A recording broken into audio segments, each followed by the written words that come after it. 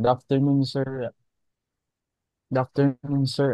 We thank you for joining us today po, and we're honored to have the opportunity to speak with you po with this interview. So this impartial fulfillment of our leadership and decision-making course, and yung discussion po will be about leadership. So what it means to be a leader and how to become a good one. So having your insights po will be really helpful. So thank you po ulit for being here. So for us, ako po si Dr. Ibunayon yun po from FU Manila. First year BS in accountancy. And And I'm Azel Nogit po, BS Accountancy din. Hello, Angel. hello. Good afternoon. Magiging sagot. Yes po. So, okay, question number one. What does leadership mean to you? Unang-una, we need to be a good example.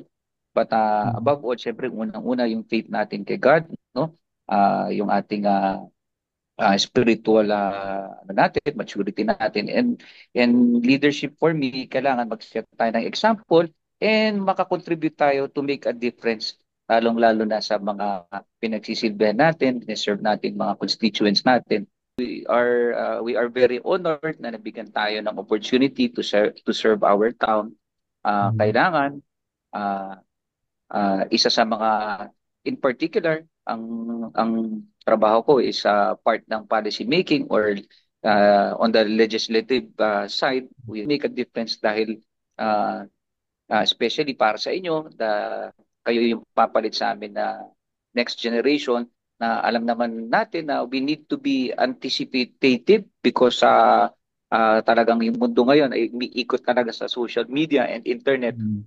So we cannot deny the fact na yung connection ng internet and yung nakakatulong sa Mhm. communication, sa pag-aaral, and even sa public service nakakatulong. Kaya po yung mga nagsistruggle, makakreate tayo ng jobs, but una din, syempre, yung mga health programs natin, makatulong tayo dun sa mga ini-implement natin na health programs para syempre maging healthy mga kababayan natin kasi kahit meron jobs kung hindi naman healthy, so aming i-address so yung health and yung creating jobs para to have a better life. And of course, I'm sorry I forgot yung education din kailangan extend pa natin o mapalaki pa Mhm. natin yung coverage ng mas maging accessible pa, no? Mhm. Starting from sa ating nursery, sa elementary and high school and hanggang college. So yun, kailangan makatulong kami.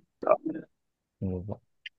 For our second question po, can you describe the key actions and behaviors of the person that you've experienced as your best leader?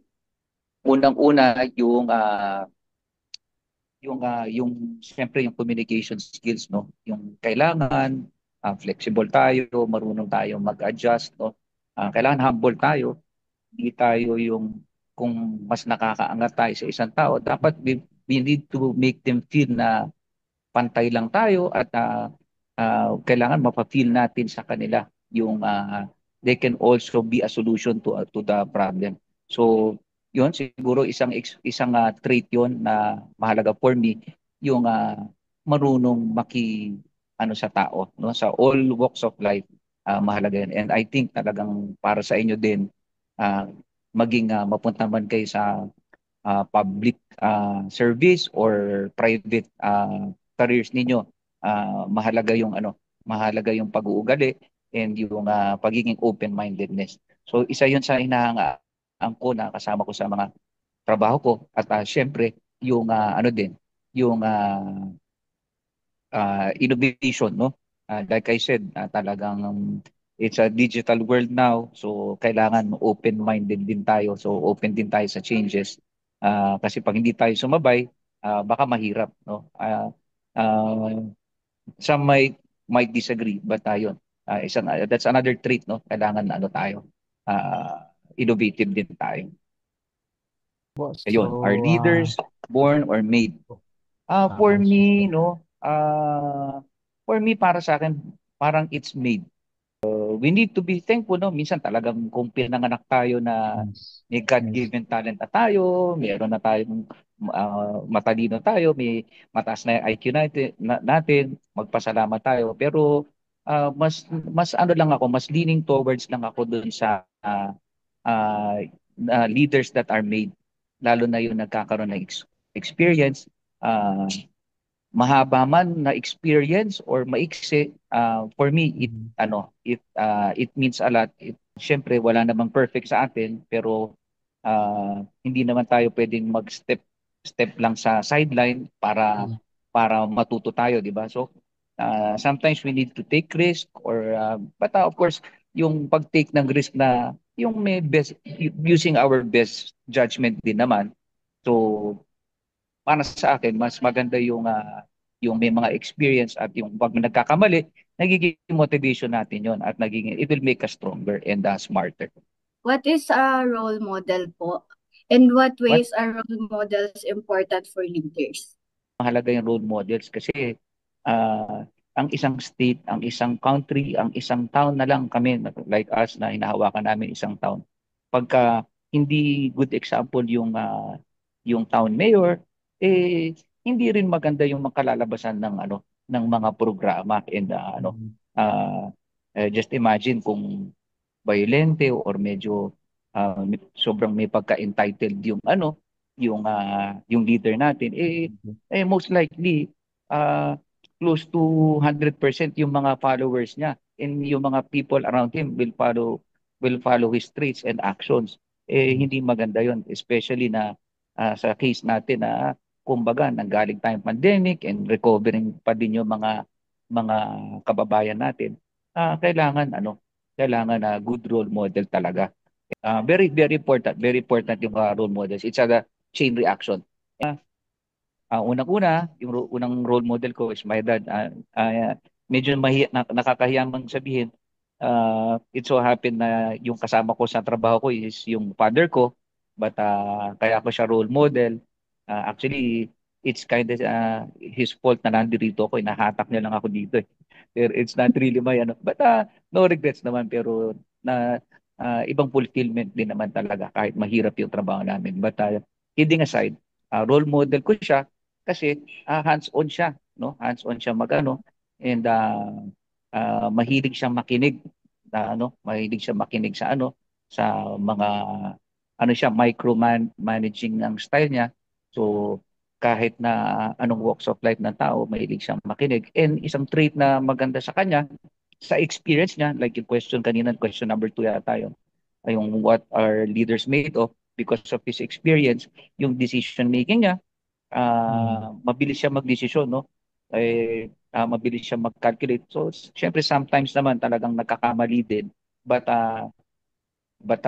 very important kasi, no? I think hindi lang sa public service, sa inyong magiging mga careers din, sa inyong mga uh, current na endeavors habang nag-aaral, mahalaga ang decision making. Basta, like I said, huwag tayong magpa-overload sa ating emotions. And yun, characteristics din, dapat yun, willing to learn pa rin, kahit na nakagraduate na o nakakuha na ng course. For me, learning really never ends, no? Kahit na, kasi maaring meron kami mga alam, mas matanda kami sa inyo, pero I'm pretty sure marami kayong alam na hindi rin namin alam. Para siyempre kami naman kung anong alam namin, especially sa mga virtues natin, yung mga alam naman natin na nag-character building naman kayo. Siyempre, we will always remind you, we will always guide you, pero siyempre, iba rin yung communication natin na meron din kaming minsan na hindi nalalaan to know you better. And what have you learned from them? So siguro I think na-answer ko na. Sorry po nagtuloy-tuloy na po ako. What have you learned from them? Yun, so, sagot ko naman na. What can leaders do to help others? Yes po. What can leaders do to help others in the organization see See the the future. future? So, huwag tayong maging masyadong introvert, no? Maging extrovert tayo, maging active tayo. If we can find time na maganda ang mundo natin, maganda yung bansa natin, para makita natin, ma-realize natin na dapat natin protektahan, dapat natin pangalagaan, at ma-involve tayo sa mga organizations na may mga drive na Mm. i-preserve at iba like yung environment natin. Kung nakikita nyo, nauuso na yung solar lights, nauuso na yung Mm. electric cars, di ba? So Mm. kailangan ma-save natin talaga yung atmosphere natin and Yes. yung karagatan natin, yung seas natin. Maganda ang ano natin, ma-realize natin ng napakaswerte natin, binigyan tayo ni God ng magandang kaya kailangan para mas maganda yung future natin, ma-involve tayo sa mga organizations na mayroong mga campaign na magaganda sa pag-protect ng environment natin. And Mm. hindi lang yun, yung mga organizations na nag-exchange ng mga ideas, may symposiums, mayroong mga talks na Mm. makakapag-develop din sa pangsarili natin to be a good leader, a good student, and a good professional kung ano mang Yes. career yung pipiliin natin. So sa akin, uh, dapat yun, mag-lead kami na mag-support kami sa mga organizations na gano'n, mag-join tayo, mag-support tayo. Mm. Hindi naman parating sa pera or material, yung involvement, yung moral support, yung presence, mahalaga po yun. What are some of the actions you take to create a climate change and encourage risk taking, to be specific, climate change? Syempre, yung mga ordinances, mga laws na to support na talagang unti-unti ma-eliminate yung mga Mm. dating yung nag-i-emit ng smoke like yung sa mga kotse natin, but we cannot deny the fact na syempre kailangan pa rin natin magmotor, kailangan pa rin natin sumakay ng kotse, yung mga electricity source natin talagang gumagamit pa rin ng coal fire, like yung mga coal fire power plants. So we cannot deny that fact, no? Pero at least unti-unti, we need to make a policy and support the laws na unti-unti na mag-shift tayo para hindi makasira talaga dun sa ano. Pero ano nyo, Mm. hindi lang po ito sa main source ng ano natin transportation natin, yung power generation natin, and even dun sa mga manufacturing. Kaya kung minsan kung makikita nyo yung mga products natin, talagang uh, uh, environment friendly ang kanilang practice and talagang minimize yung mga materials na that could affect our climate. Kasi itong mga produkto na to, lahat ng mga bagay na nahawakan natin, minsan yung the way na na-produce yan, malaking emission ang ginagawa sa climate Yes. natin. Siguro may dagdag ko rin, kung napapansin nyo, yung ating season, no? Yung ating heat index, parang nagiging unpredictable na. Dati ang alam namin yung tag-ulan, month of July, August, and Yes. September lang. Tapos puro malamig na pag Mm. bare months. Pero because of climate change is very real, we need to each one of us talagang hindi lang sa salita, talagang dapat magtulong-tulong tayo natin. Sa part ng government, kailangan talagang uh, mag-step up kami and hindi Yes. madali, no? Hindi madali mag-discipline kuminsan ng mga kababayan natin, pero we have no choice. We need to save our mother nature. Well, hopefully not fail, but alam naman natin walang perfect, no? Nobody's Mm. perfect, only God is perfect. Yes. uh, we're just hoping na kung mayroon silang fail or mayroon silang adversities or if they have challenges, uh, maging they can overcome na lang din uh, confidently and uh, maging learning curve pa sa kanila kung kung meron man silang maging failure na madaanan. I think it's normal, pero siguro napakadalang na wala tayong napagdadaan ng pagsubok sa buhay, di ba? So we can embrace yung failure or challenges or hurdles kasi that will make us stronger and more Mm. confident. Okay. Uh, Siyempre, no? Climate of trust, no? So, una siguro, maging natural lang, no? Maging natural lang tayo. Uh, and siyempre, yung mga kailangan i-ano natin, pahalagahan natin parati yung mga values and mga traits na in-instill sa atin ng ating mga ng ating mga mommy at daddy, mga lolo at lola, and then mga teachers, no, yung mga guro natin, kung kaya tayo nakaabot sa college level natin, kailangan pahalaga natin lahat ng values na tinuro sa atin. And dahil since Filipinos tayo, pahalaga natin yung kultura din natin dahil di ba may kasabihan na dapat marunong tayong lumingon sa pinanggalingan kasi baka hindi tayo makarating dun sa gusto nating puntahan. Ipa-feel natin sa mga kasama natin na kung when they're down, dapat iangat natin sila, pa-feel natin sa kanila na they can also be a part of their solution and that they can overcome their problem or whatever adversities. No? Hindi magiging successful kung hindi magandang relationship. Hindi natin ma-reach yung goal natin kapag walang magiging successful na gobyerno or student organization or group thesis ninyo, hindi kayo magiging successful kung hindi kayo magandang relationship. Kaya nandun parati yung humbleness, yung trust, and yung pag-feel ng acceptance. First question, 3 things that can be done to improve in each leadership practice. Open-mindedness, no? Managing your expectations, no? Kailangan na you need to yung marunong kang tumanggap ng pagkakamali or misjudgment mo, and yung forgiveness, no? Kailangan yung pride, no? Okay maging confident pero minsan wag naman din yung confident na damaging or nakaka-hurt tayo ng feelings ng mga kasama natin, di ba? Simple word, yung masipag. Hindi kasi pag meron tayong pinasok na isang bagay, sa public service man like in my case, kahit sa inyong pag-aaral, walang nakukuha ng hindi pinaghihirapan talaga, no? Lahat ng success, lahat ng kaalaman, karunungan, pinaghihirapan, pinagsisipagan, and mas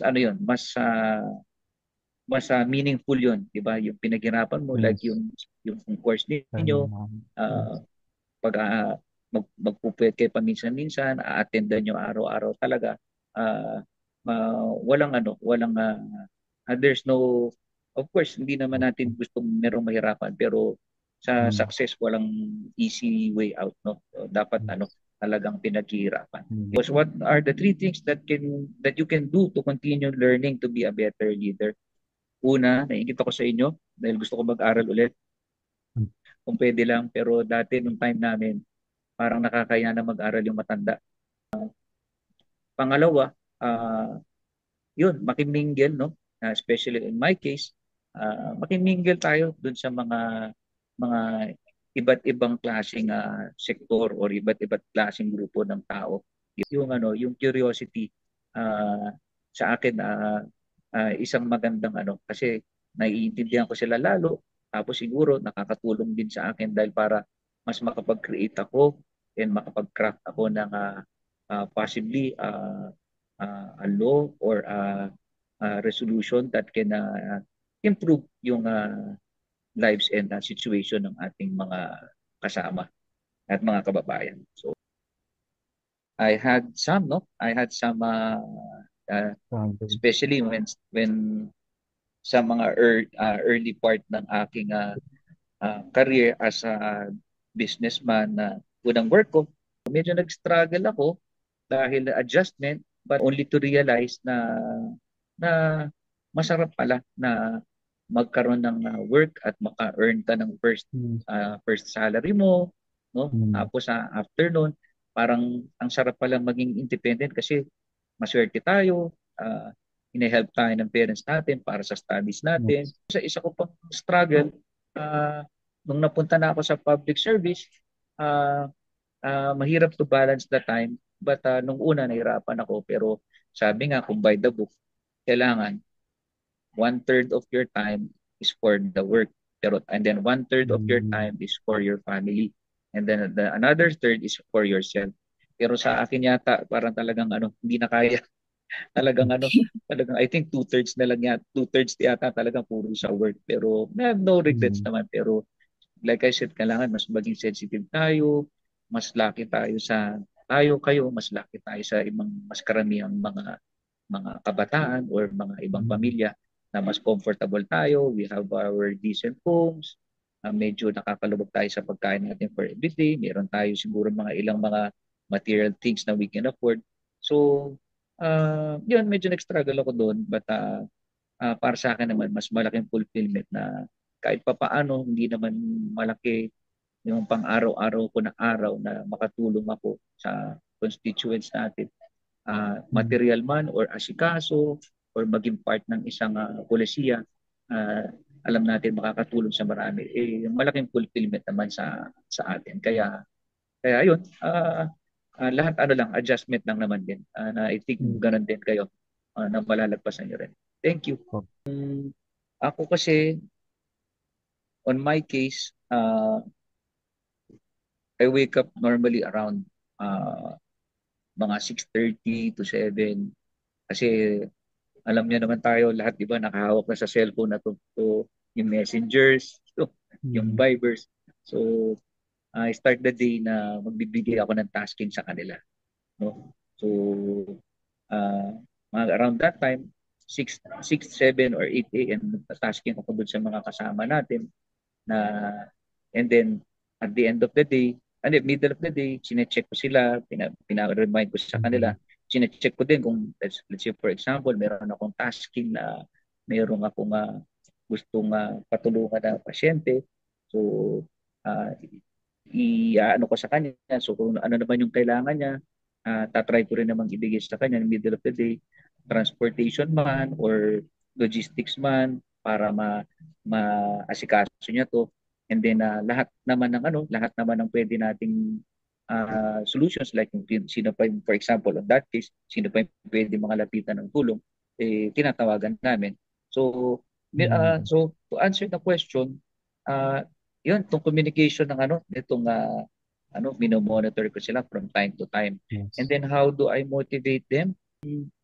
Siguro isa lang na maalala ko kaagad, nire-remind ko sila na maging sensitive sa feelings ng iba, no? Especially kasi yung in our case, uh, uh, marami kang entertainer na may pinagdadaanan or may pangangailangan. So, dapat yung mas mahaba yung pangunawa and Pasensya. pasensya natin kasi Mm.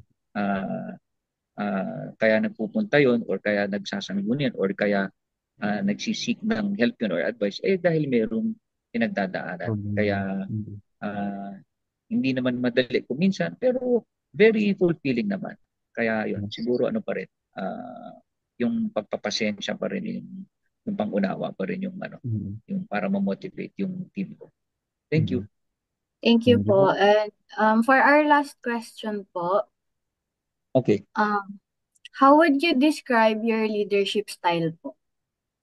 Siguro naman, simple lang naman din and then ah ah, hindi naman siguro yung style ko hindi naman din masyadong lang, simple lang, hindi naman masyadong showy but gets the job done, no? Yun, we entertain challenges din, no?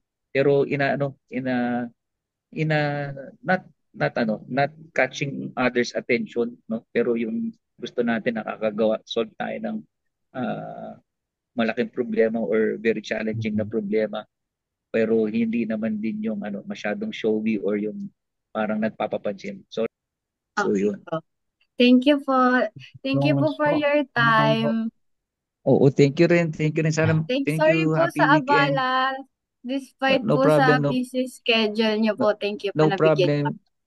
Thank you. Happy weekend din. Ingat kayo Happy weekend. Mm. sa typhoon Po. and sana Ayos po. sana ma-meet ko rin kayo kahit na for no reason at all.